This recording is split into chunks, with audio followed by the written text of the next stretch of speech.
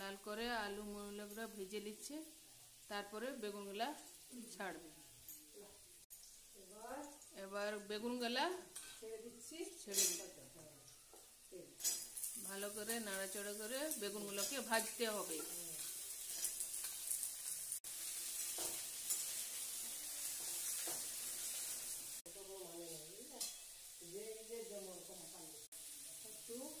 Tomato কুচি দেওয়া হচ্ছে, এবারে নুন হলুদ দেওয়া হবে।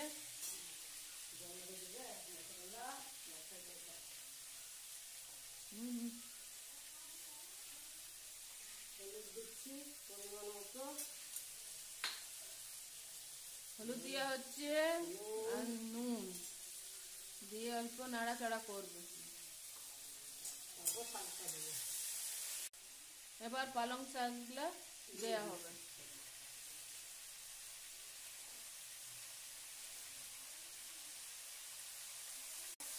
নাড়াচাড়া করে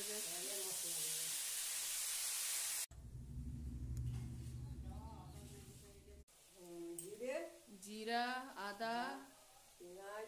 আদা রসুন পেঁয়াজ মশলা দেওয়া হচ্ছে।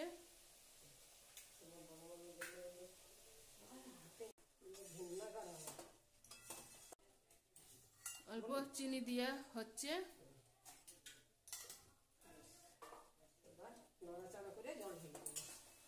নাড়াচাড়া করে জল ঢালা হবে। নাড়াচাড়া করার পরে অল্প জল দেওয়া হচ্ছে।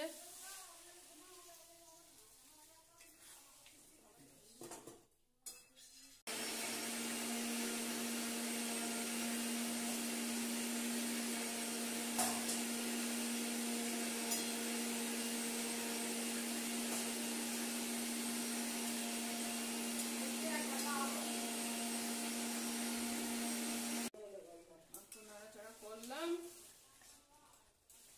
তলাতে লেগে যাচ্ছিল, তাই একটা স্পেশালিস্ট মশলা, আমাদের ঘরোয়া মশলা, ভাজা মশলা দিয়ে দেওয়া হলো। এই যে এই গরম মশলাটা আমরা বাড়িতে তৈরি করি।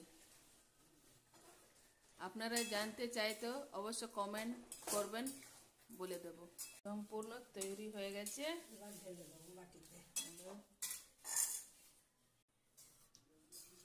লাইক কমেন্ট শেয়ার অবশ্য করবে। বাই।